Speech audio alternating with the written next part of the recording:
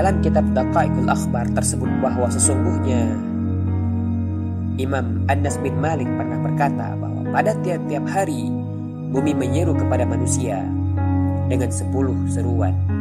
Yang pertama, hai anak cucu Adam alaihissalam, engkau berjalan di atas punggungku dan engkau akan kembali dalam perutku. Yang kedua, engkau berbuat maksiat di atas punggungku dan ingatlah engkau akan disiksa di dalam perutku. Yang ketiga, engkau tertawa ria di atas punggungku dan engkau akan menangis di dalam perutku. Seruan yang keempat, engkau memakan makanan haram di atas punggungku dan engkau akan dimakan cacing tanah di dalam perutku.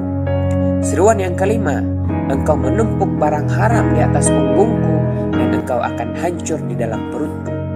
Seruan yang keenam, engkau berjalan sombong di atas punggungku dan engkau akan hina di dalam perutku. Seruan yang ketujuh, engkau berjalan dalam terang cahaya di atas punggungku dan engkau akan tertimpa kegelapan di dalam perutku. Engkau berjalan ramai di atas punggungku dan engkau akan sendirian di dalam perutku. Seruan yang kesembilan, engkau berjalan dengan sukaria di atas punggungku dan engkau akan susah hati di dalam. Dan seruan yang ke-10, engkau bergembira di atas punggungku dan engkau akan bersusah hati di dalam perutku.